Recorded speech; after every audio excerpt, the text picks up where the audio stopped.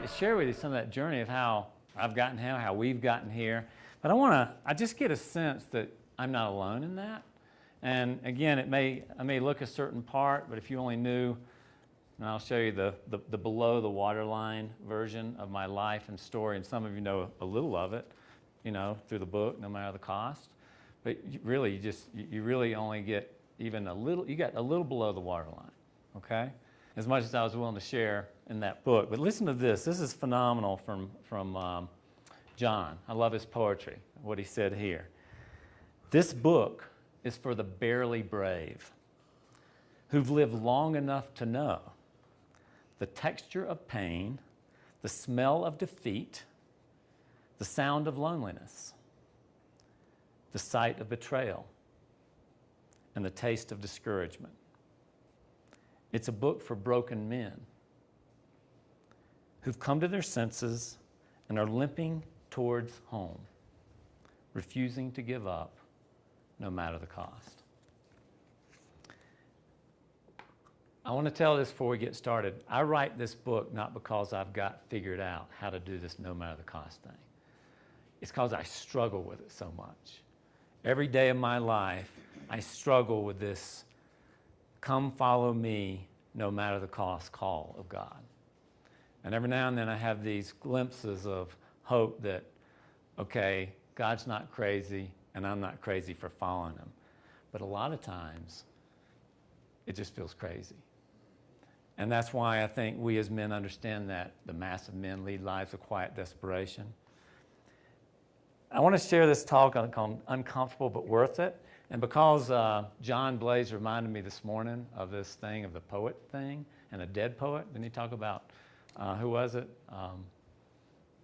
William Blake. I want to share this video called The Dead Poets Society, just to get you a feel of the flavor of what it looks like to fight for it being worth it, okay? Take a look at this. Gentlemen, what are the four pillars? Tradition, honor, discipline, excellence. Banners up. Welton Academy for Boys, a breeding ground for the future leaders of America. An institution dedicated to achievement, virtue, and conformity. A school whose rigid standards are upheld by every single teacher, except one. Come on, Mr. Overstreet, you twerp. Mr. Anderson, are you a man or an amoeba? Language was developed for one endeavor, and that is... to communicate.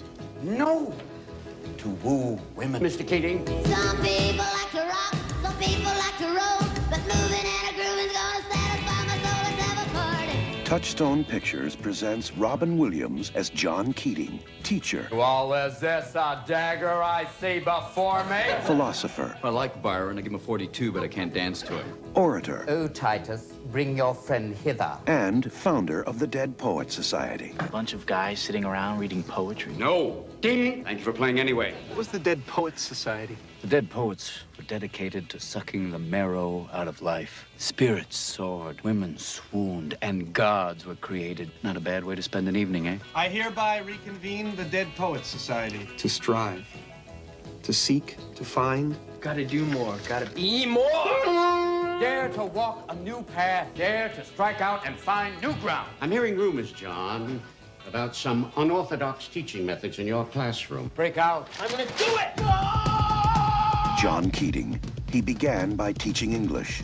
Now, he's changing lives. I got the part! Tear out the entire introduction. Who put you up to it? Was it this new man, this, Mr. Keating? Are we just playing around out here, or do we mean what we say? Tradition, honor, discipline. Rip, shred, tear. What is this Dead Poets Society? I want names. This is a battle, a war. The casualties could be your hearts and souls. For the first time in my whole life, I know what I want to do. Medicine, law, business, engineering, these are noble pursuits.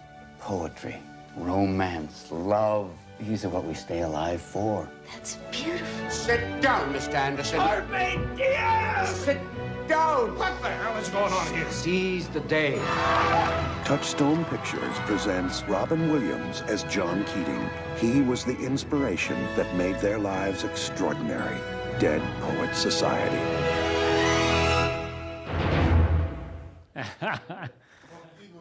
Awesome. But there's something in there, this thing of sucking the marrow out of life. And why is it so oftentimes, though, we feel like that life is sucking the marrow out of us, right? Are you with me? Right? And for we are his workmanship, created in Jesus Christ for good works, which God prepared beforehand that we should walk in them. My life is worth nothing unless I do it for the work assigned to me by the Lord Jesus. I think what's hard, though, is, yes, I want to live out what I'm created for, right? I want to have something that I get up for, but at what price? And there's just so much that we as men, I think the reason we do this, and the reason I got together with Matt and Pete and Britt and others, the reason we do this is I think we just feel a little less crazy when we as men are able to share honestly and openly together our stories. That thing that the saints overcame and defeated the accuser by the blood of the Lamb, by their testimony, and they were not afraid to die. Okay? The blood of the Lamb, their testimony, and they're not afraid to die. Now, honestly, I am afraid to die. There's something about it that I don't really like, and we'll talk a little bit about that, but let's talk about that testimony. How much of our testimony, how much you know of me is just above the waterline. My brother, Matt, as you can imagine, I have a poster a little like this, not quite this exact one, but a poster of this to remind me there's so much going on in all of our lives that's below the waterline that we refuse to share. Why? Shame, fear, who knows? Guilt, right? And yet, it is one of the key elements to set us free. And I think one of the reasons why the massive men lead lives of quiet desperation. I don't want to be quiet about it. Why? Because I want to be an overcomer. And there's so much there. But this is the problem, and this is what I struggle with. You cannot be my disciple. Now, how many of us want to be Christ's disciple? Why? His love. Okay. Because you believe there's something there that is worth it. Yes. And it says, you cannot be my disciples, though, if you do not carry your own cross and follow me. But don't begin until you count the cost. That's the name of the book, right? But think about this word. You cannot do this without carrying out your cross, and another verse says daily, and following me. What do you think that's like in terms of carrying your cross? What does that look like daily? Reading his words and meditate. Carrying a cross, to me, feels like that's hard, right? I mean, sometimes we think this life, and then my purpose, I want to compare this cost, okay? No matter the cost, carrying a cross, this life to be like Jesus, for God chose them to come like his son, so this son would be the firstborn with many brothers, Romans 8:29. For God chose you to become like his son, right? With Christ being the firstborn with many brothers. So that's your heritage, what you're called into, right? But at what cost? What is it like to become like Christ? Do we have any idea what that journey looked like? Yeah, we do. Here's the scripture. What was it like? Crucified, tortured, beaten, misunderstood, over and over and over, right? And we're saying, we want to be like Christ? I don't know. Most days I'm like, I'm not so sure. And then you look at John 10:10, it says, well, my purpose is to give them, it says, John 10:10 is the one that says, the lion comes to kill, steal, and destroy. But my purpose is to give them a rich and satisfying life. So how do you reconcile these two things? This thing of incredible purpose, right? And yet it doesn't always feel very rich and satisfying, right? Yes. Right? Right? Come on, are you with me? Right? A lot of days, unless I may be, the only one. And the cost.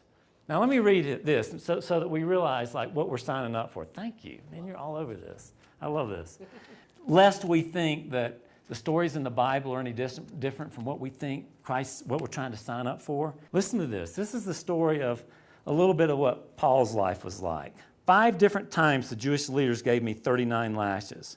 3 times I was beaten with rods. Once I was stoned. 3 times I was shipwrecked. Once I spent the whole night and a day adrift at sea. I have traveled on many long journeys. I have faced dangers from rivers and from robbers. I have faced danger from my own people, the Jews as well as the Gentiles. I have faced dangers in the cities, in the deserts, and on the seas. And I have faced danger from men who claim to be believers but are not. I've worked hard and long and during many sleepless nights. I've been hungry and thirsty and have often gone without food. I have shivered in the cold. without enough clothing to keep me warm. Where is God in all that? Because I think we all can relate to this man's story. And what's interesting, it's every story. I mean, you look at Peter's life and you look at, just the stories in the Bible, you say, gosh, I just want to be like one of the stories in the Bible. Like, do we? Do we really? And why would we? Okay, because if we can't answer that question, why would we want to do that, then the times when the desperation comes in, where do we go? First of all, this is one of those name that tune in so-and-so notes. I don't have anything to give you. We'll just see who's quick at naming a tune, okay? You got all these music people here, so let's see who's quick at the draw. Okay, you ready? On the count? 1, 2. Who got that? That was awesome. You got that on thing like just the first couple of whistles. So yeah. Dude, awesome. Exactly. Well, see, I grew up, as you can tell, in the South. I'm not from here. One of my favorite shows, Andy Griffith's show, and I had this one of the thrills of my life. I went out to this big conference and I actually got to meet Opie. Who's Opie? Ron Howard. And what else has Ron Howard done other than being Opie? Happy Days.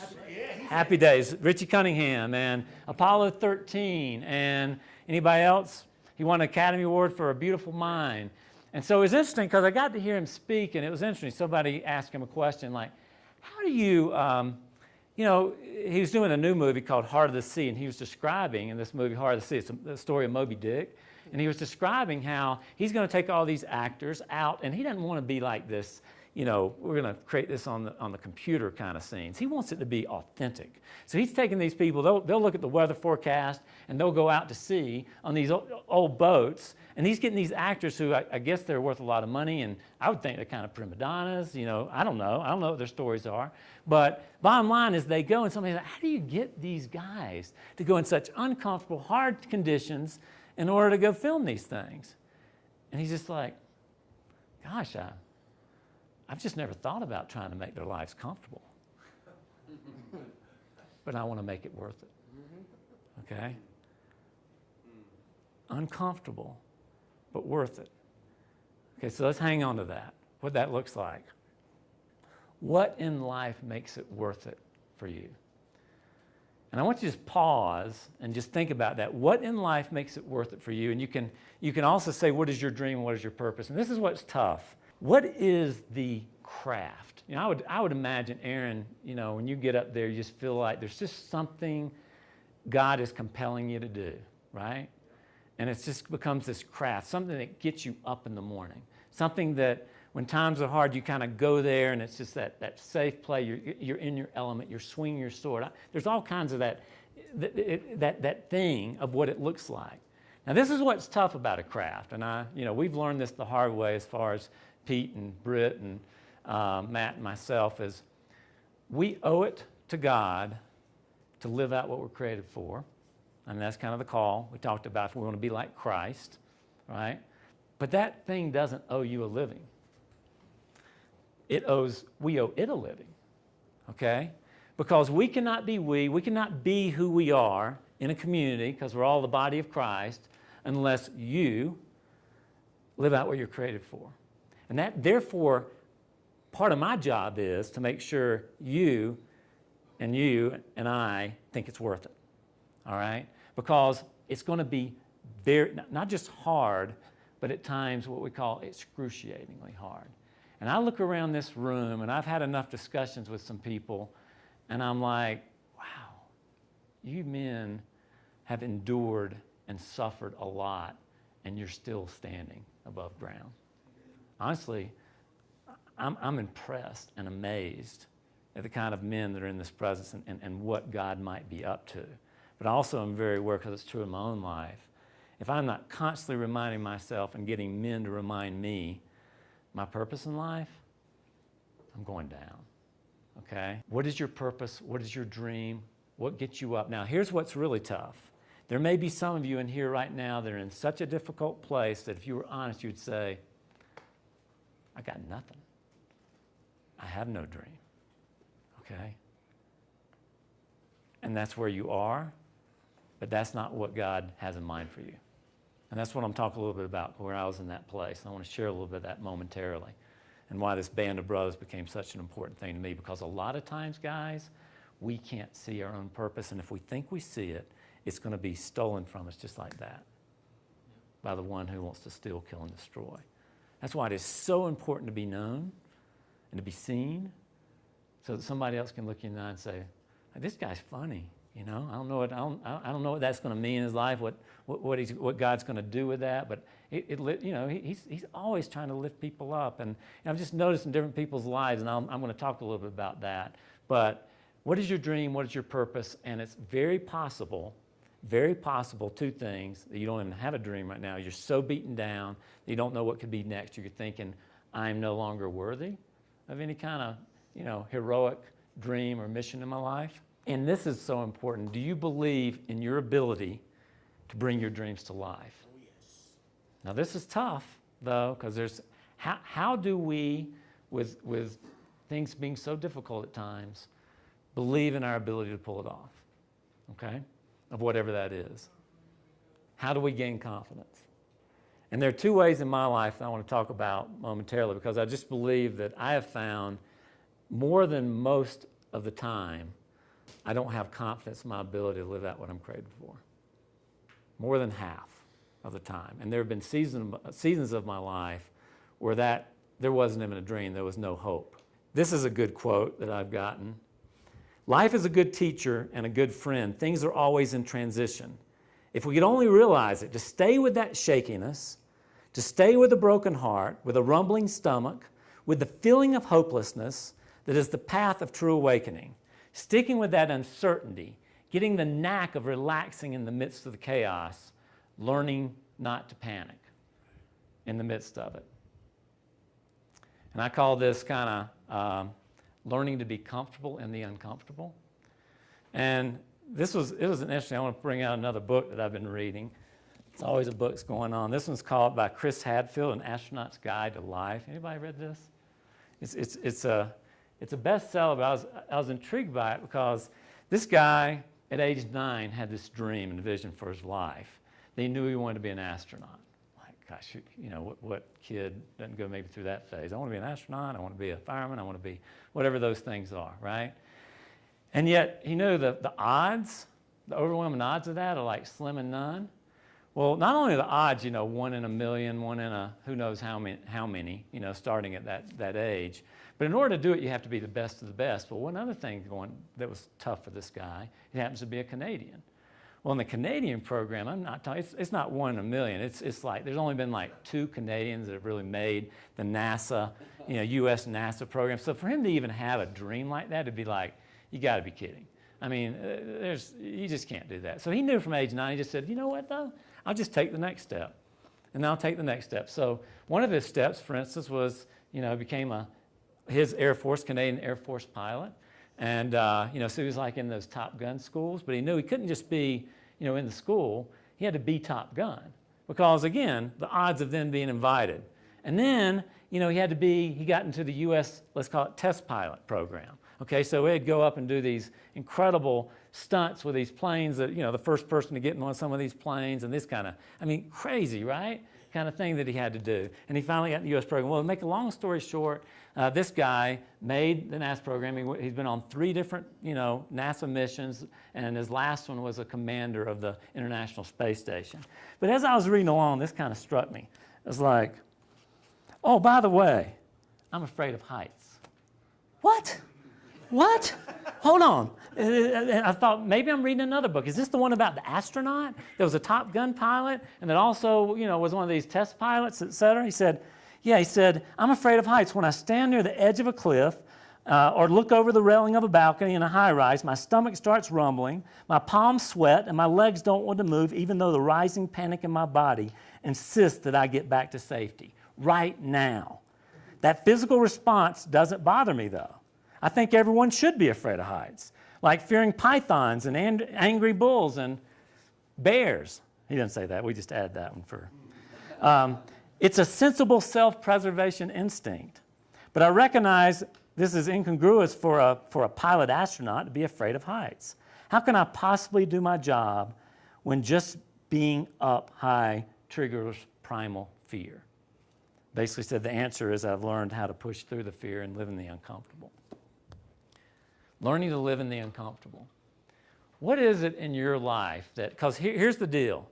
Your mission, if it's a God mission, which is going to be bigger than you, right? You are going to face things in life and obstacles in life and overwhelming odds that you're going to want to say no way, right? We're going to want to quit. So how in the world do we learn to just live in the uncomfortable? This guy, Viktor Frankl. Anybody know who that is, Viktor Frankl? You know where he's what he did? I don't remember what he did, but I know the book. Yeah, it's Man's Search for Meaning. So this guy, Viktor Frankl, was actually a Holocaust victim. Okay, so he was a Jew, and he actually was a psychiatrist, and he was a Holocaust victim. And you know, whenever anyone said, in the concentration camps, I want to kill myself, which was all the time, right? In that kind of situation, this guy would then be called in to go talk to the person. Now think about this. Of all the places in life you'd say, well, I don't have a person, I don't have a mission. How do you convince somebody that's in a Holocaust, in a concentration camp, that their life has meaning and that they shouldn't do that? They shouldn't kill themselves. And basically what he would tell them is basically, yeah, you could kill yourself, and that's the end of the story. But wouldn't it be way better to die a martyr where we expose the evil of a man called Adolf Hitler? I mean, he would go in and give hope of a purpose, even though in this very hopeless situation, to these people that, how do you have hope in a concentration camp? And that was his job. But he said, in some ways, suffering ceases to be suffering the moment it finds meaningful context. So men, if we don't find purpose and meaning in our life that's worth it, I think we're going to spiral down. And if we don't have others in life that are willing to fight for that and to tell us about that almost on a daily, at least weekly basis, we're going to spiral down. There are the dragons, and you can say however you want to, what are the dragons in our lives? What is your dragon? Think about what our dragons are, and you can call this is Satan, call it evil. I mean, we know there's evil in the world, right? I like to use this term dragon because there's just so many of them, these dragons that just rear their ugly heads in the context of whatever I'm up to. There's a new dragon. And I want to share with you a video, and it's one of the stories where all this kind of came about for me relative to Band of Brothers. Some of you know this book, No Matter the Cost, and I've shared some of my story, but to summarize it real briefly, about 20 years ago, just a very chaotic season of my life. I had some pornography issues, and that spiraled into an actual affair. I ended up confessing to my wife and one of her, let's call it, what she said, if we want to stay together, this is what it's going to take. And that was getting out of where we were and just moving somewhere far away, and that happened to be Colorado. And we came out here, and you can imagine it was just one of those devastating times in life, just absolute crisis, absolute chaos. And yet, as God would have it, I met this man called Brent Curtis. And Brent Curtis was a guy that you'll see a picture of his face, and we happen to be in a hall called Brent Curtis, so maybe there's a reason, right? Maybe there's a story. You always go to all these monuments and see all these places with named after someone. So, what are the stories about? Well, I want to share with you a story, one of the stories about one of my friends. But what made this man so remarkable in my own life is he became a mentor figure for me. And I can tell you, nothing's been more life transformational in my life than when I shared my story with him, which I was just shaking telling him the whole thing. And as I was telling him my story, I was waiting for him to go, gosh, you really are a scumbag cockroach, aren't you? Because that's basically what I believed and what I heard. That's not what he said. He basically said, you were made for glory. And I went, did you miss the part about, where did we miss that, right? And I've never been so known and believed in, okay? Remember, not quiet. I mean, I told him my story, and I was known and believed in. And this was also a season I was experiencing major anxiety and panic, and I mean, literally not doing well at all. I mean, shaking and not doing well at being able to that quote that said, stay in the shakiness. I mean, I was running from the shakiness. If you've ever had panic attacks or anything like that, it was a season of life where just being taken out. And here's a man that in spite of all that, felt so weak, felt so ashamed. He was saying, man, I see something in you. There's something God wants to do with you that is special. So we then he invited me to a retreat, and it was very similar to maybe something like this. There was only 12 of us total. And I want to share you just a little clip of this retreat that we went on. It's self-explanatory, but you get to see in this how old we are now and how long ago we started this, because you'll hardly recognize it really is me when you see the person come on the screen. But it's like, we're talking, 17, 18 years ago, okay? So take a look at this as it summarizes some of this story. Brent had asked me to join him in a retreat. On the second day of this retreat, Brent was heading out to go ahead and set everything up for the rock climbing adventure. We walked into a rock canyon. There was a stream running through the middle of the canyon. Beautiful day, blue sky, sunny. Brent was talking about his children and how proud he was, how excited he was to take his sons, and walk with them through this journey to becoming a man. I can remember us walking up to this rock cliff. Brent was going to walk around and go ahead and tie in the safety rope, and one of the last words were, well, tie it tightly. And he just laughed, and Brent walked around a trail up on top, and so I tried to get close to the cliff so I could catch the rope. I just recall hearing a great rumble of rocks. And as I was backing up, I saw a lifeless body tumbling down. And I remember screaming or thinking and praying, oh my God, please. Surely this isn't the ending.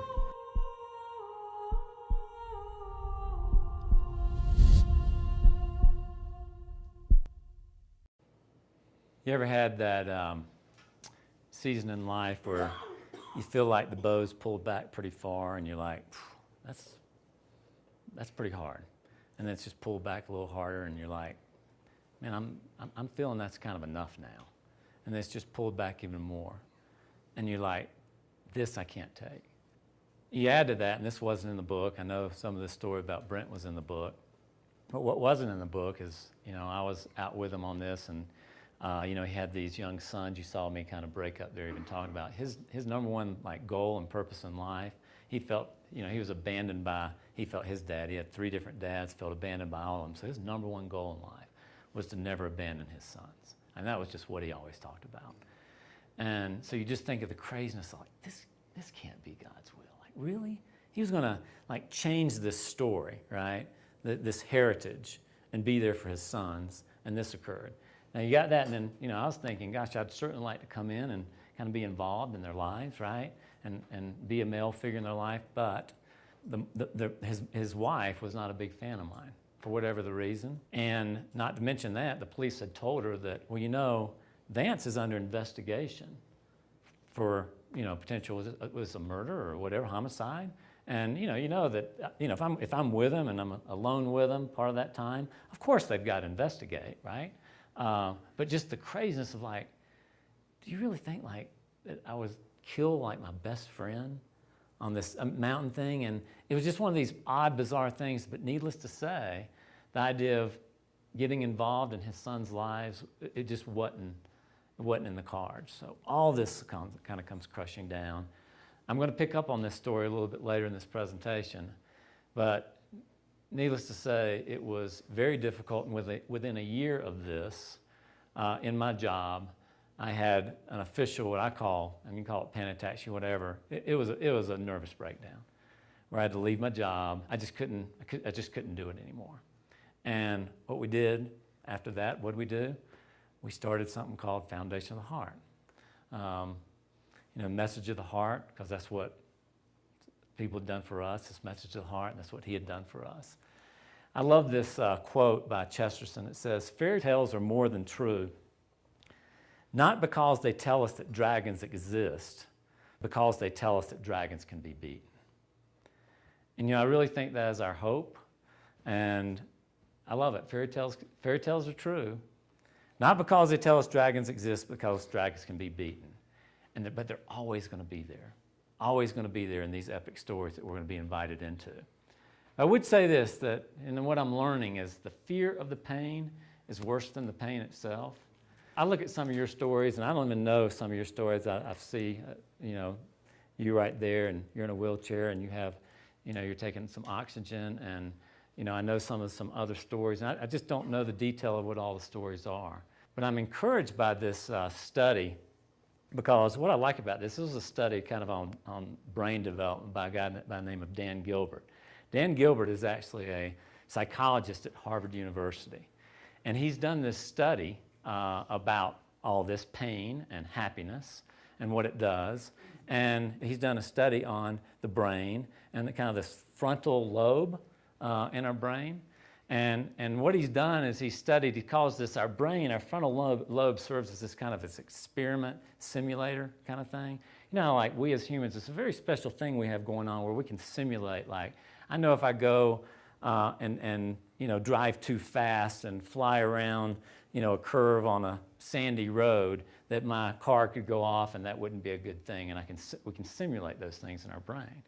And there's a lot about this simulator that does from a good standpoint and bad standpoint. But I'll let Dan Gilbert talk about that. This is a TED Talk. But what I love about this is it helps us understand, like, God has given us in the creation of our brain and what He has done some amazing, I call it miraculous things that our brain can do to help us with pains that we face. So one of the reasons we don't want to go against the dragons is we think if those dragons spew the fire on us or they bite us, we just can't even imagine or fathom what that would be like. So we just don't go there, right? The fear of that pain. So we don't go into the middle of it. But I want you to listen to this, just a little segment, a minute of this TED Talk by this Harvard professor.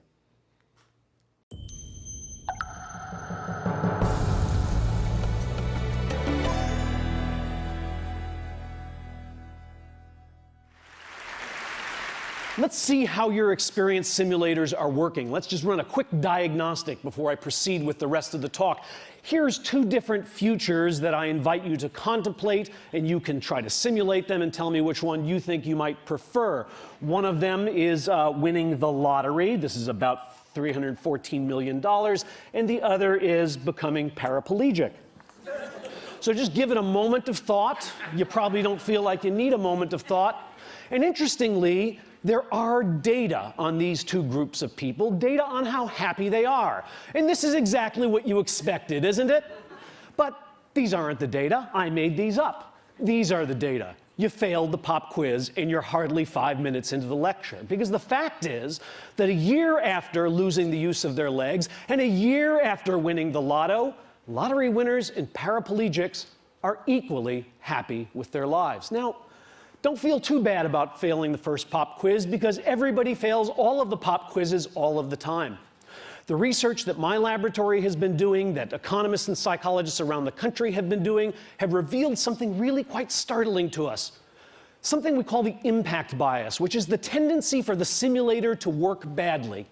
For the simulator to make you believe that different outcomes are more different than in fact they really are. From field studies to laboratory studies, we see that winning or losing an election, gaining or losing a romantic partner, getting or not getting a promotion, passing or not passing a college test, on and on, have far less impact, less intensity, and much less duration than people expect them to have. In fact, a recent study, this almost floors me, a recent study showing how major life traumas affect people suggests that if it happened over 3 months ago, with only a few exceptions, it has no impact whatsoever on your happiness.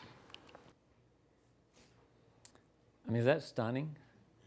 I mean, it's hard to really believe, honestly, until, like this weekend, for instance, I happened to come in contact again with a friend from, let's say, some years ago, Ron Lampio. Come here a second, Ron. Just stand with me here a second, brother. I'm not going to embarrass you. I'm not going to embarrass you, brother. I love you. I met Ron after I had that nervous breakdown, and we started this thing called Band of Brothers. That lasted a very short amount of time because we figured out that you can stay right there. Come on. That job wouldn't provide me a living, or any of us. And so the whole Band of Brothers, this thing called Foundation Heart DBA Band of Brothers, just really imploded. And so I went and worked needed a job. We're out of money, right? Because this thing didn't work, this thing called Foundation of the Heart. We just couldn't make it work. A retreat ministry just did not make enough money to support us, even though we felt compelled. This was our purpose. This is what we've got to do. We've got to do this thing. We've got to get this message of the heart out there. This matters, right? Well, it mattered, but we couldn't make a living. And so you can imagine how difficult that was. But I met this brother. I went to a company, and we built electronic signs. You'd see them over the highways, those Amber Alert signs that say Skyline Products and gas price signs. Well, that's where I first met this man and got to know him, and we became friends. And I can't go into all the details about what God was doing in that season of life. Let me tell you a little about it, and you may not know all this story, but I asked him kindly if I could share some of what I know about him. Well, not only did he, first have, hip replacement, which that would be quite uncomfortable, but then he got in a car accident, and it destroyed, I guess, the whole, left side.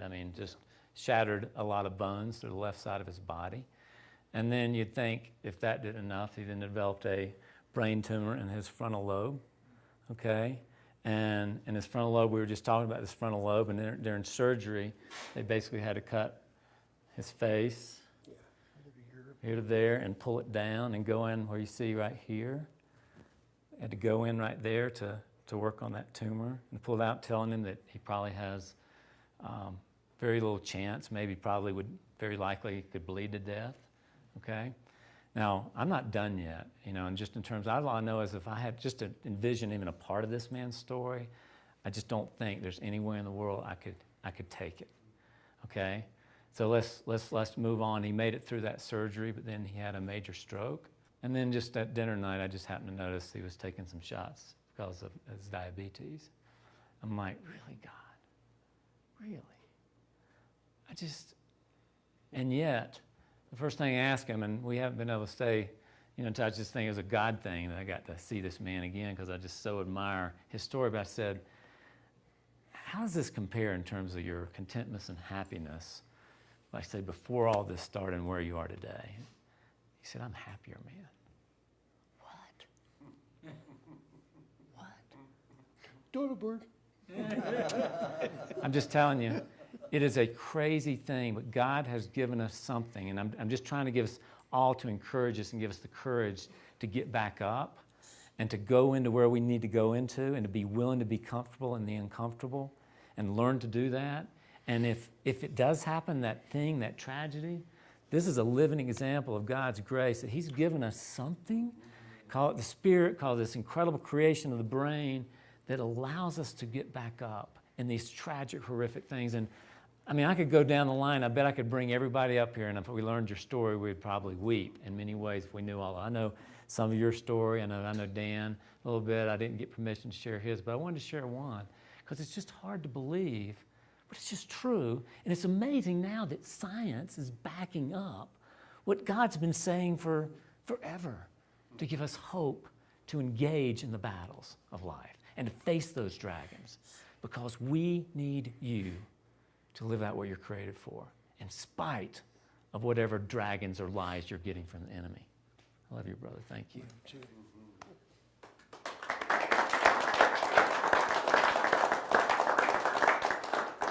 You had a mighty warrior in that man. You got a lot of mighty warriors sitting right here in this room.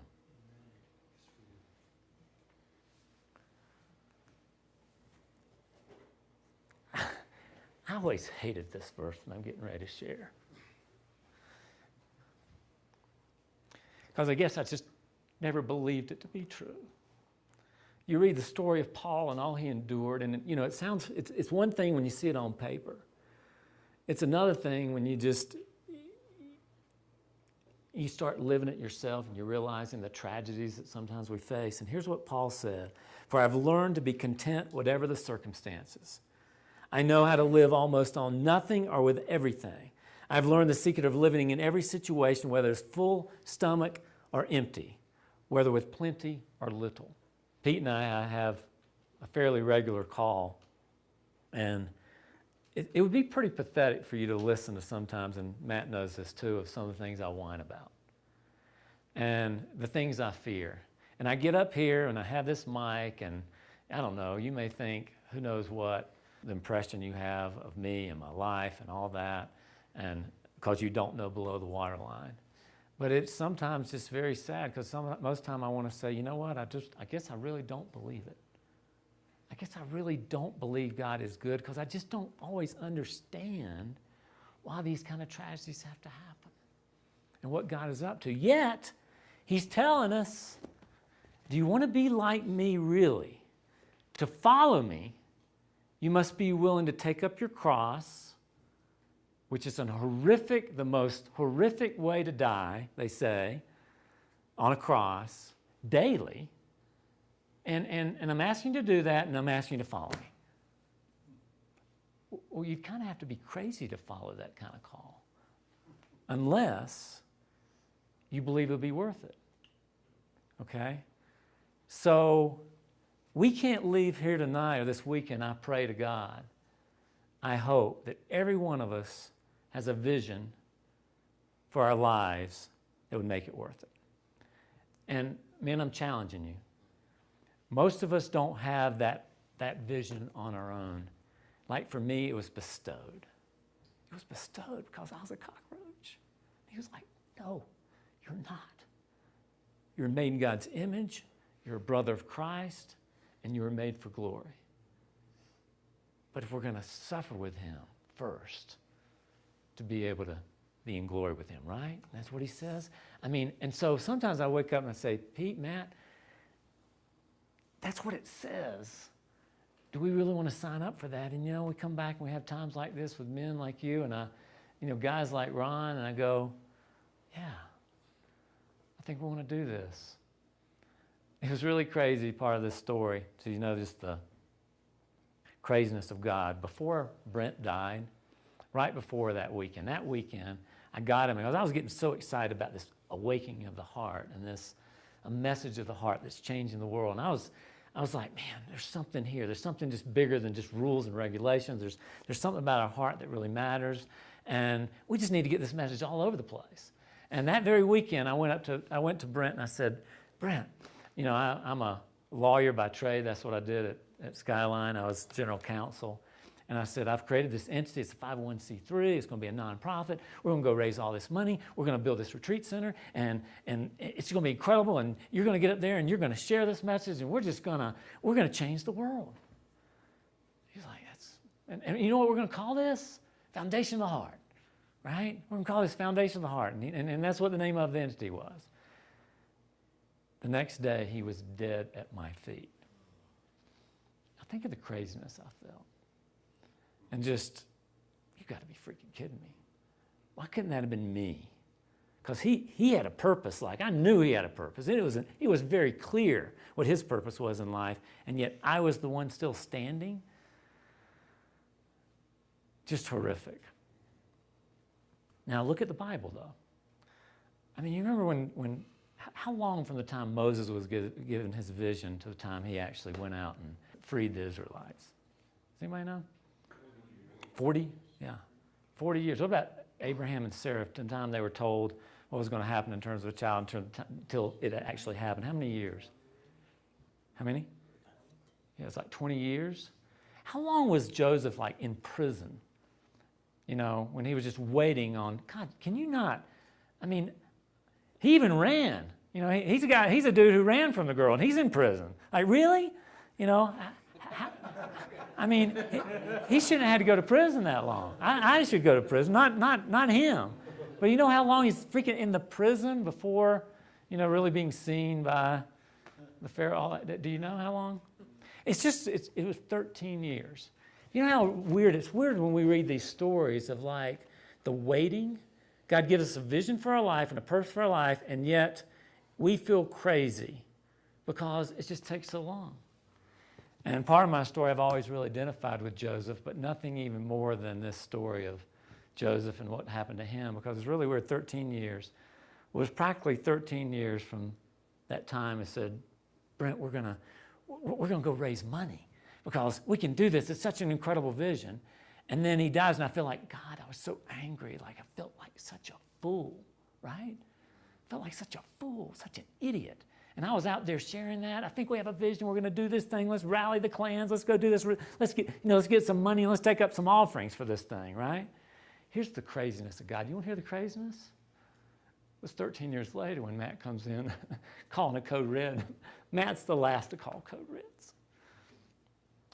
And he said, there's an organization in InterVarsity that wants to give us a retreat center. We're just a bunch of ragamuffin dudes, you know? We failed at this miserably. And yet, God's going to give us. We don't even have to raise the money. It's just, that's crazier, right? The goodness of God. And then here we all are in a place called Brent Curtis Hall. I mean, just bizarre. You know what's really weird? Tomorrow, I will doubt God.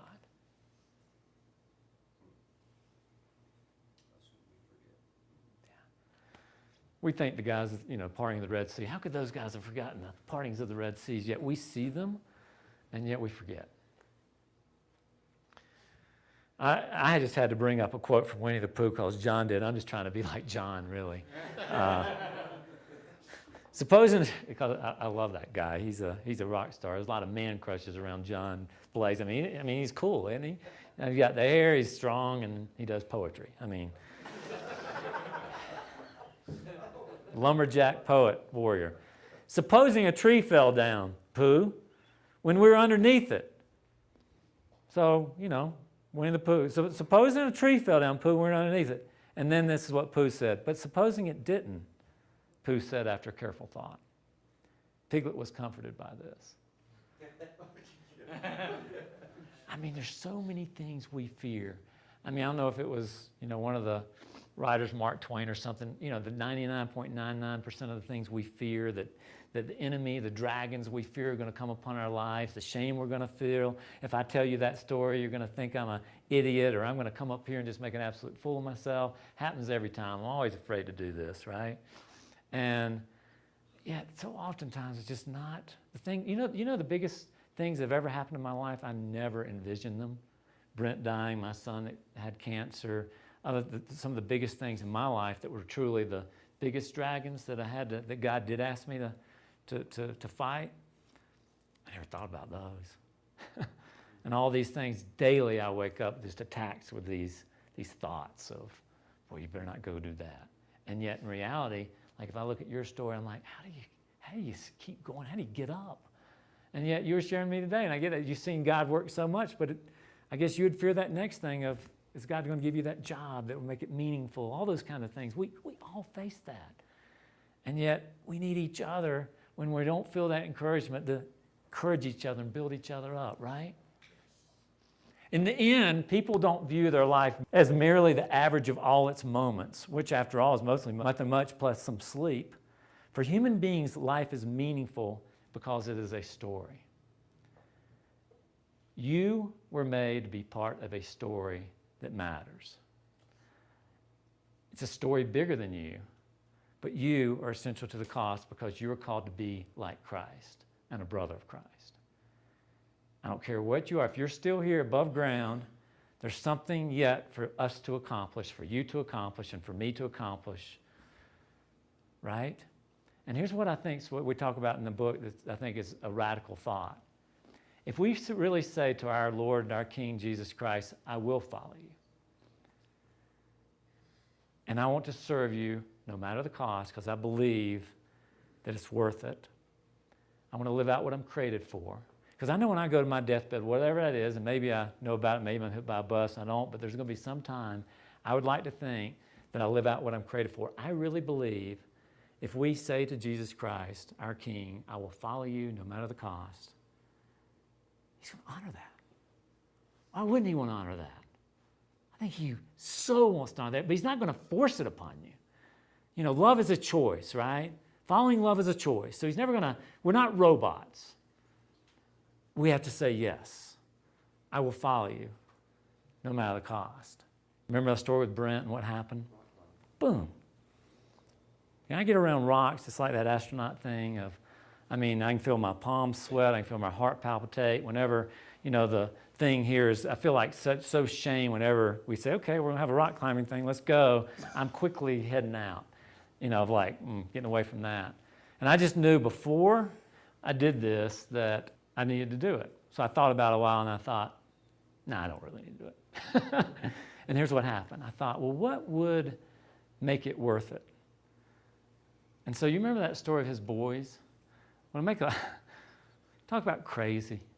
Just 3 years ago, hadn't seen this guy, his boys, and wasn't able to really hang out with the family. I was at a wedding, and he came up to me at a wedding and said, I heard you knew my father. Would you be willing to spend time with me? I'm like, good gosh. About 15 years after I'd longed for that, I said to him, I thought about going rock climbing, would you go with me? Now you understand, he's not really into it either, even though he's actually an amazing athlete, export, one of those we call the X game kind of guys that does snowboarding crazy. I mean, you'd think, well, he'd kill rock climbing. So not only do I want to make it worth it by upping the worth it. So here's the deal. If your life's too hard, you better up the worth it, right? We've got to up the worth it. And we have it. We just got to find it. If we don't know what it is, we've got to ask our brothers about it, right? And have them pray over it. And so secondly, I got some experts to come along with me because I'm not just going to watch a YouTube video about how to rock climb and go do that. That seems kind of foolish, right? Given the state of my mind. So of course got Matt Daly and another person called Manley who you'll see in this video.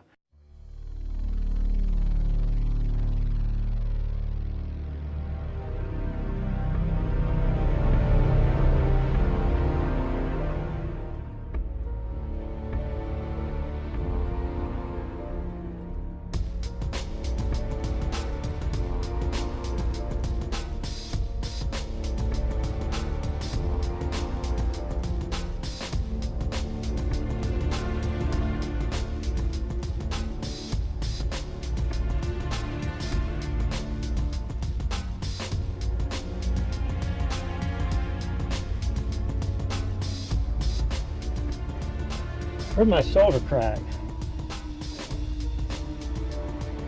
Reached over like that and I was pulling up and I just heard pow.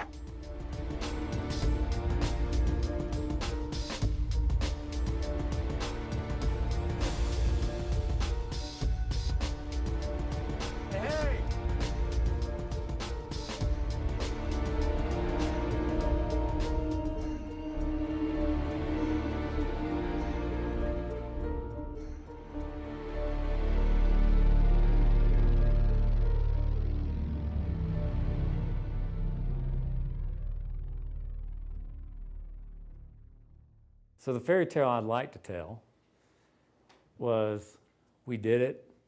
Both Ben and I saw Ben, the young guy in that video. We both got up, summited that thing. We high-fived at the top. We said, "Dragon, kiss my ass." Whatever that, that's the story I'd like to be able to tell. It's not humanity. We'd like to take it, every story and put a little in a little box and put the bow on it and tidy it up and go, man, we killed those dragon. I tell you what we do in life. I think I've been reflecting on it now just a couple weeks ago. I'm still very sore in my shoulder. Thank goodness I went to the doctor. I don't think it's a surgery thing, but it's painful. Okay, I literally got up there and I was pulling myself this way, just pow, crack. And you saw Manley, who's Spider-Man-ing around. One guy's there and just ripped his arm. And so it's like, I think what we learned is when we take that sword and we go after it, we don't. It doesn't say we kill the dragons. And so sometimes if you ask me today, was it worth it? I'd say absolutely. I don't think I killed the dragon. I think I gave him a couple of good hits. I think he kind of went back into the cave a little bit. Will I see the dragon again? Absolutely. It's called humanity. But I tell you this, through that, I increased what was worth it, and I didn't do it alone. And it's just good.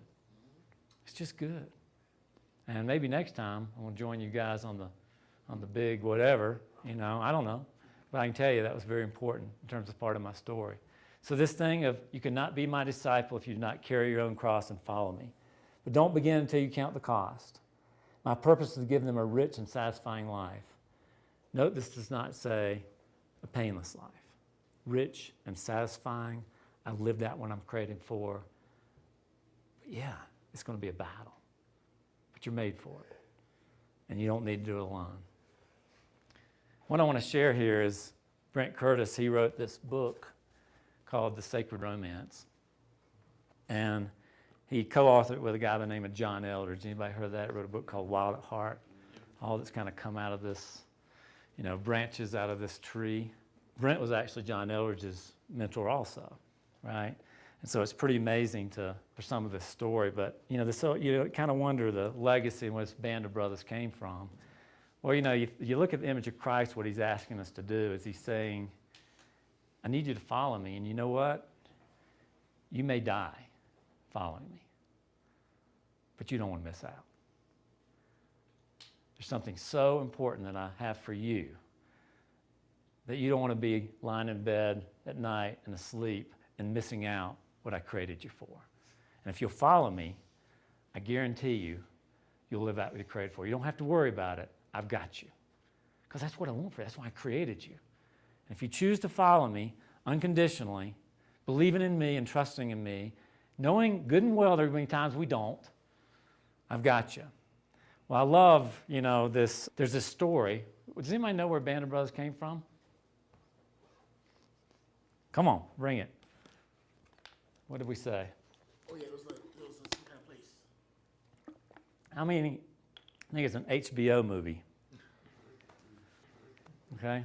No, sorry. Yep. Don't get booked.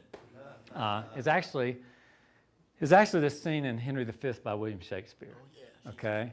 And think about the parallels here with what Jesus is asking us to do in terms of following him. Well, you got this king, right?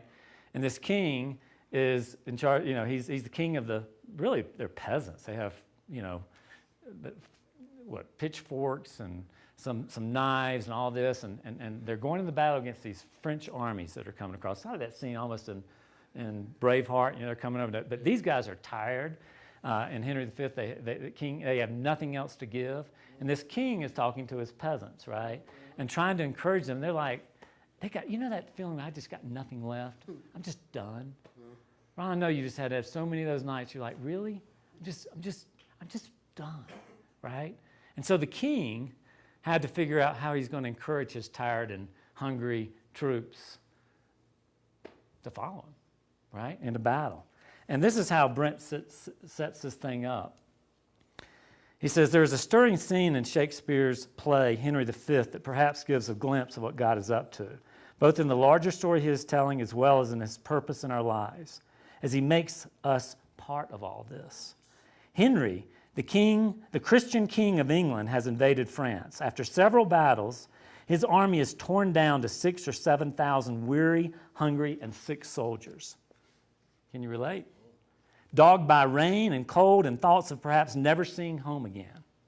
The French army, fresh and 30,000 strong, like 5-6-1 odds, right? Overwhelming odds, sends a courier to offer Henry the opportunity to avoid certain defeat by surrendering. The hearts of Henry's army are divided as to the wisdom of the battle. The king knows that the hearts are divided and therefore they're already defeated. And he delivers a stirring speech on what happened to be this Catholic holiday called St. Crispin's Day, capturing his soldiers' hearts up into something bigger. So this is King Henry. We would not die in that man's company that fears his fellowship to die with us. For this day is called the Feast of Crispian. He that outlives this day and comes safe home will stand a tiptoe in this day his name and rouse him at the name of Crispian. He that shall see this day and live old age will yearly on the vigil feast his neighbor and say, tomorrow is St. Christmas Day. Then he'll strip his sleeve and show his scars and say, these wounds I had on Crispin's Day. Old men forget, and all shall be forgot, but he'll remember with advantages what feats he did that day. Then shall our names, familiar in their mouths as household words, Harry the King, Bedford and Exeter, Warwick and Talbot, Salisbury, Gloucester, be in their flowing cups freshly remembered. This story shall the good man teach his son. And Crispin shall ne'er go by from this day to the ending of the world. But we in it shall be remembered. We few, we happy few, we band of brothers. For you today, who shed your blood with me, shall be my brother. Be ye ne'er so vile. This day shall gentle your condition. And gentlemen in England, now abed, shall think themselves accursed they were not here, and hold their manhoods cheap, whiles any speaks that fought with us upon St. Crispin's day. What do you think they did? They went. They saw. They followed their king into battle. They said, yes, even if we die today, we're not going to miss out. You who shed your blood with me, it's the call of Christ, shall be my brother. Be us ne'er so vile. We're peasants, but we're also the brother of the king. Shall be my brother. Here's the hard part of the story, gentlemen. We just can't connect the dots looking forward. My rock climbing expedition that I had, I thought, it's going to look like this. It'll be awesome. You know, shoulder's still hurting. My friend Manley's got the scars to show for it, right? You can only connect the dots looking back. We can only connect the dots looking back. And one day, dudes, we'll be on the other side. And we'll look back and we'll go, remember that time that, you know, we went on that retreat, right? And there were only 30 of us or 35 of us or whatever. But we went back and we shared what God is up to. And we started, I mean, the gentlemen that were back and not there, they just wished they were there because we came back and we were so ready to live out what God created us for. Do we have scars? You bet we do. You know what? I wouldn't want to be a part of a story without scars. That's not epic, right? And God starts something. And one day we'll look back and we'll go, gosh, what 12 men can do, what 30, 35 men can do, we can change the world because He is with us, right? He is with us. And that changes the rules of the game. So tonight we ask our questions. What are your dreams? If you say I don't have any, tell somebody that. Let's take that risk. Can we not, let's just end this weekend strong and well of just going there, just that little bit deeper below the waterline, okay? Just a little bit deeper. I'm telling you, it's hard and it feels shameful at times or whatever, but a little bit deeper.